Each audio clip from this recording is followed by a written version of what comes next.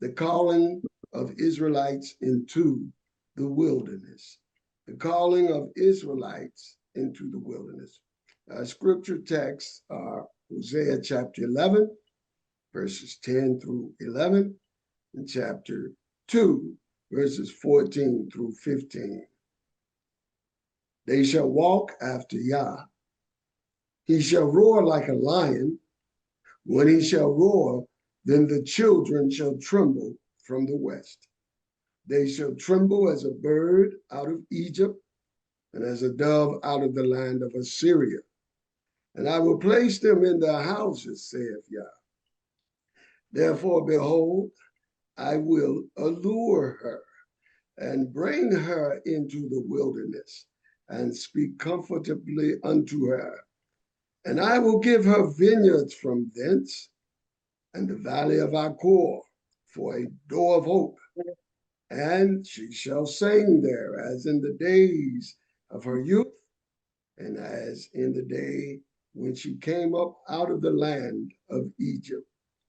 And also reading from the ancient Israelite Targum text dated 50 BC, I'm reading Hosea chapter 11, verse 10 from that text, which state, they shall follow the worship of Yahweh.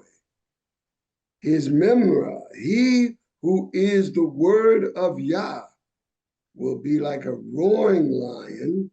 When he roars, the exiles shall gather from the west. Selah.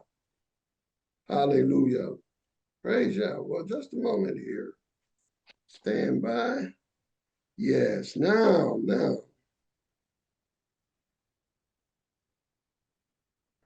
Currently, and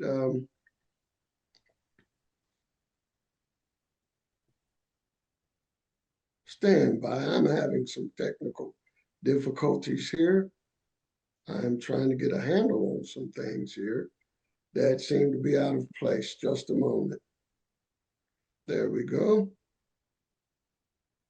Okay. Currently, there is much discussion among Israelites regarding the process of our transfer from America to a place scriptures called the wilderness in Hosea chapter 2, verses 14 through 16, as well as a place called the wilderness of the people in Ezekiel chapter 20, verse 35. The Hosea chapter 2, verse 14 through 16 passage describes the wilderness as being a pleasant honeymoon place between Yah and his bride, the people of Israel. As stated, therefore, behold, I will allure her and bring her into the wilderness and speak comfortably unto her. And I will give her vineyards from thence and the valley of Achor for a door of hope. She shall sing there as in the days of her youth, and as in the day when she came up out of the land of Egypt. And it shall be at that day, saith Yah, that thou shalt call me Ishi, and shalt call me no more Baali. Whereas the Ezekiel chapter 20 passage from verses 32 through 38 describes the wilderness of the people as being a place where Yah chastens the Israelites, similar as was done in the Exodus wilderness experience coming out of Egypt, as stated. And that which cometh into your mind shall not be at all, that you say, we shall be as the heathen, as the families of the countries to serve wood and stone. As I live, saith Yah Elohim, surely with a mighty hand, and with a stretched arm, and with fury poured out will I rule over you. And I will bring you out from the people, and will gather you out of the countries wherein you are scattered, with a mighty hand, and with a stretched out arm, and with fury poured out.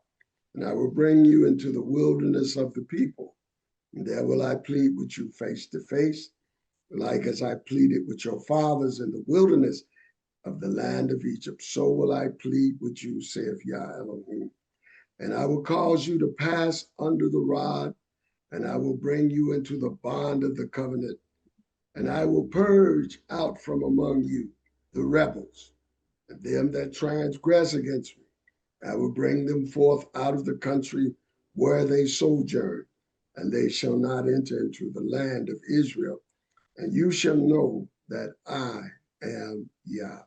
Now, in comparison of these two passages regarding the wilderness for Israelites in Hosea chapter 2, verses 14 through 15, and Ezekiel chapter 20, verses 32 through 38, it would appear these passages are describing two different wilderness experiences for the Israelite people. In our study tonight, we will explain that the Hosea 2, verse 14 passage is describing the Nazari kingdom-based Israelites in Yeshua, who are already in the bond of the new covenant before they leave America to go into the wilderness.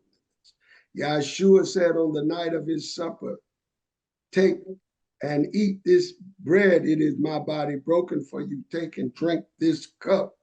This is the blood of the new covenant that is shed for you. So this was the bond of the covenant that some have already done and participated in. Therefore, even before they go into the wilderness, they're already in the bond of the covenant of Yeshua. Therefore, this collective of Israelites are transferred to the wilderness as a bride to meet her bridegroom.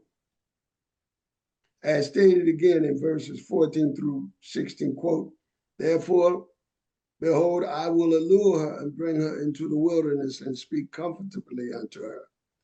And I will give her vineyards from thence, and the valley of Achor for a door of hope. And she shall sing there as in the days of her youth, and as in the day when she came up out of the land of Egypt. And it shall be at that time, at that day, saith Yah, that thou shalt call me Ishi, and shalt call me no more Baali. We are already told, husbands, love your wives as Messiah loves the church or the congregation.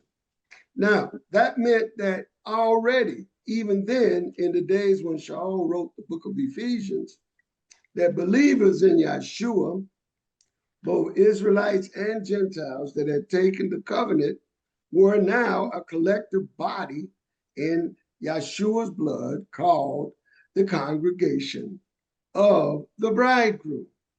This is why it says, husbands, love your wives as Messiah loved his congregation.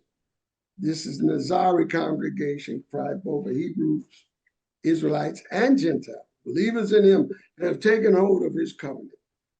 So it is to them. Now, denominationally, the Nazari congregation is a unique set apart congregation that's not a denomination.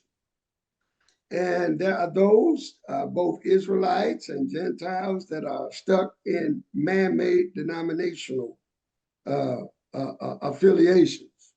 Now, the reality of the matter is the root of David, Yeshua, is the center of what any real collective group that's accepted before Yah would be based upon. Now, there have been a lot of spinoffs, and the spinoffs have very often been very undoctrinal and inconsistent with the true teachings of the testimony of Yeshua, that deny his teachings that we are to observe the commandments. They deny a lot of other aspects and have incorporated pagan ritual days like Christmas and Easter and other such different types of observances that Yeshua never approved from. For instance, in the Roman Catholic Church, they prayed to the dead when they pray to saints. And when they pray to the dead, that's forbidden in Deuteronomy chapter 18. And they'll pray to the dead saints. And, you know, the Israelites got in trouble in the wilderness because at Shittim, some of them join up with people that prayed to the dead, and they had feasts to the dead. And this is something that some have done and been a part of. Others in other church denomination affiliations have incorporated the pagan spring goddess system of Easter or Astarte. And so what they've incorporated and adapted is not the identity of the bride of Messiah, but they've adapted and incorporated the whole Babylon customs and services. So Yah's looking for his bride as undefiled. As Shaul said, I present you as a chaste virgin unto him in 2 Corinthians chapter 10. So therefore, 2 Corinthians chapter 11. So therefore, we're talking about a very special collective of people that are gathered into the wilderness as a bride to meet her bridegroom.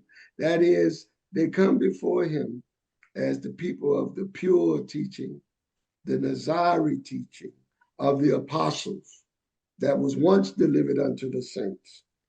And so, as stated again in verses 14 through 16 of Hosea 2, he says, therefore, behold, I will allure her and bring her into the wilderness and speak comfortably unto her. And I will give her her vineyards from thence and the valley of Achor for a door of hope. She shall sing there as in the days of her youth, and as in the day when she came up out of the land of Egypt. And it shall be at that day, saith Yah, that thou shalt call me Ishi, which is the Hebrew word, my husband, and thou shalt call me no more Baali. Baali means my master. That means you don't have that kind of intimate relationship with him as between a husband and wife.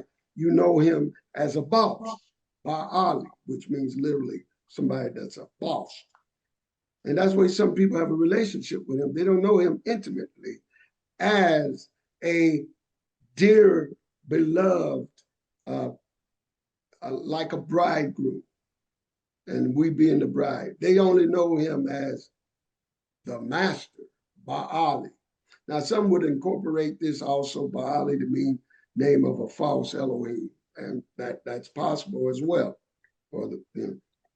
But the collective of Israelites drawn into the wilderness in Ezekiel 20, verse 32 through 38, are not described as being in the covenant until they are brought into the wilderness of the people, as stated in verse 35 through 37 of Ezekiel 20. And I will bring you into the wilderness of the people, and there will I plead with you face to face, like as I pleaded with your fathers in the wilderness of the land of Egypt, so will I plead with you, said Yah Elohim.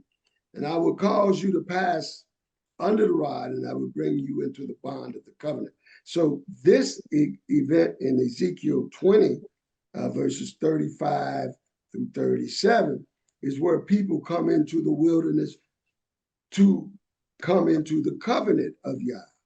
But in Hosea chapter 2, verses 14 through 16, these are people coming to the wilderness who are already in the covenant with Yah before they get to the wilderness. These are some clearly defined distinctions that need to be fully understood and recognized. Our study tonight is part one of our teaching series entitled The Calling of Israelites into the Wilderness. Tonight, our lesson will focus on the calling of Israelites into the wilderness who are in the new covenant in Yeshua, before Yah allures them into the wilderness as described in Hosea 2:14. Again, as stated, therefore, behold, I will allure her, bring her into the wilderness and speak comfortably unto her.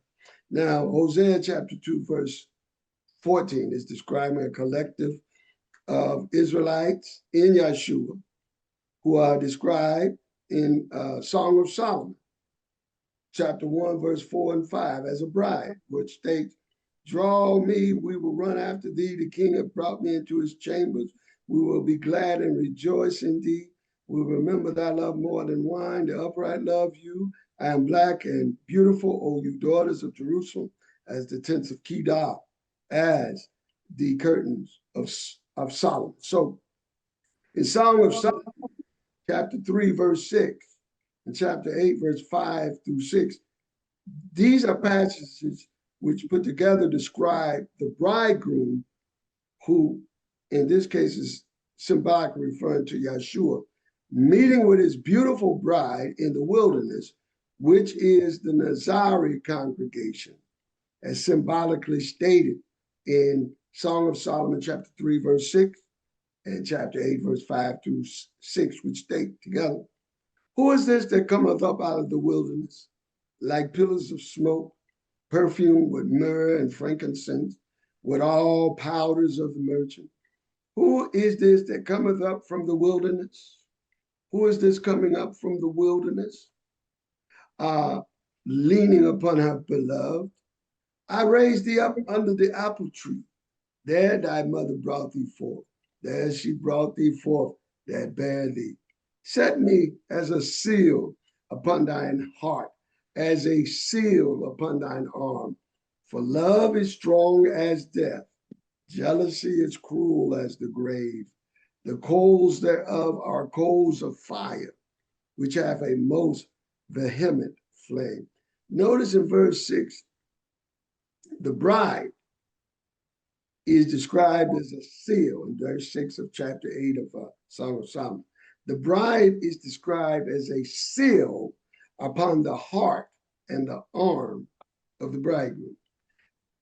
This is similar as the ring given by the bride to the bridegroom in a wedding as a seal of her claim to him as her husband, of which claim resonates in the heart of the bridegroom, really realizing how much his bride loves her, because she claims him as her ishi, or husband, who she loves.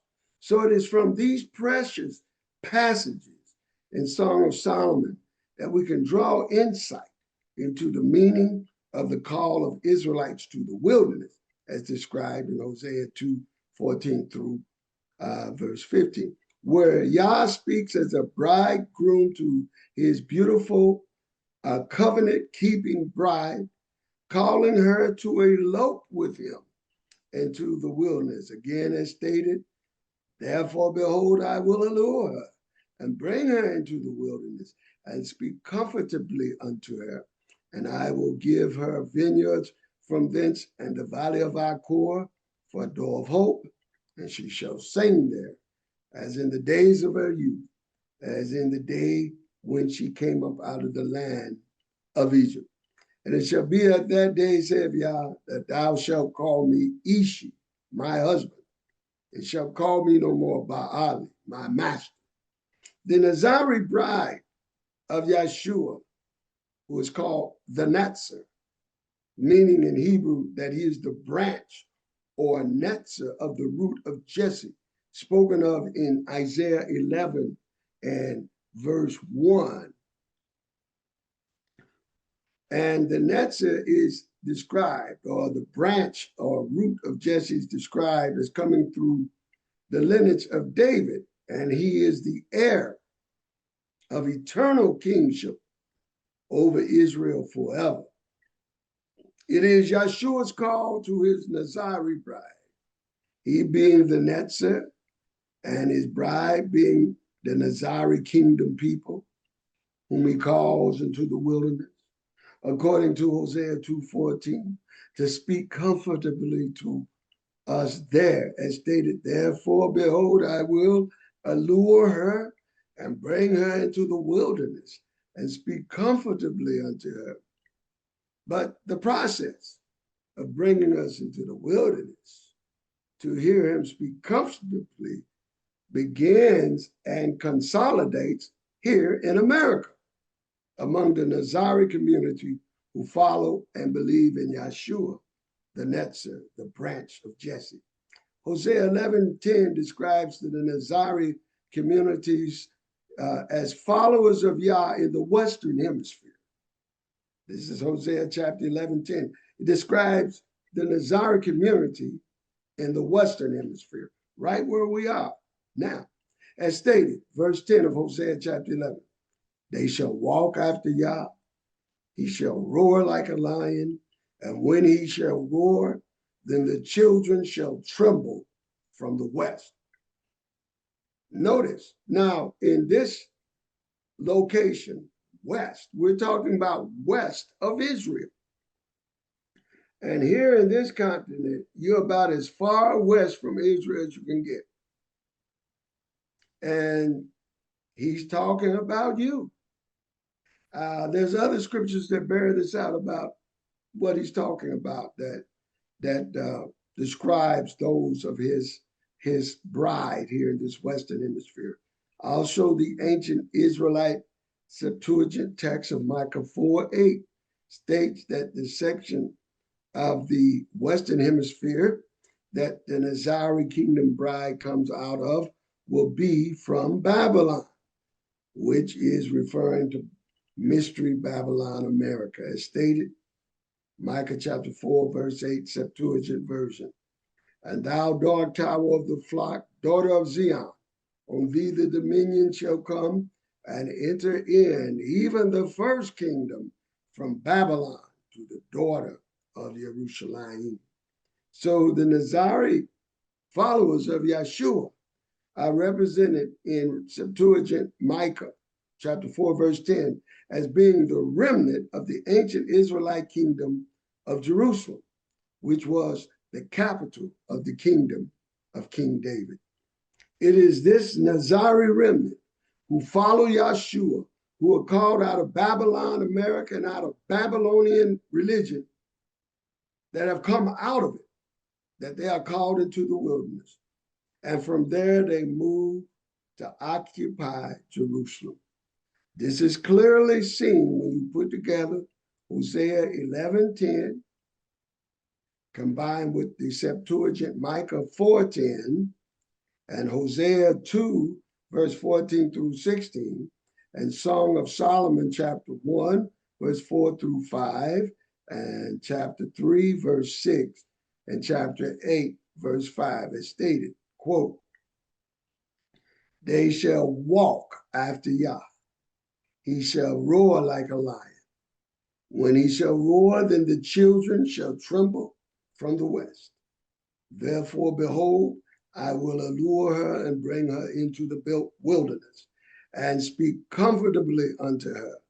And I will give her her vineyards from thence and the valley of Achor for a door of hope. She shall sing there as in the days of her youth, and as in the day when she came up out of the land of Egypt. And it shall be at that day, saith Yah, thou shalt call me Ishi, my husband, and shall call me no more Baali. Who is this that cometh up from the wilderness, leaning upon her beloved? I raised thee up under the apple tree. There thy mother brought thee forth. There she brought thee forth that bare thee. Set me as a seal upon thine heart, as a seal upon thine arm. For love is strong as death. Jealousy is cruel as the grave. The coals thereof are coals of fire, which have a most vehement flame. Draw me, we shall run after thee. The king hath brought me into his chambers. We will be glad and rejoice in thee. We will remember thy love more than wine. The upright love thee. I am black and beautiful, O you daughters of Jerusalem, as the tents of Kedar, as the curtains of Solomon. And thou, dark tower of the flock, daughter of Zion, on thee the dominion shall come and enter in, even the first kingdom from Babylon to the daughter of Jerusalem. Hallelujah.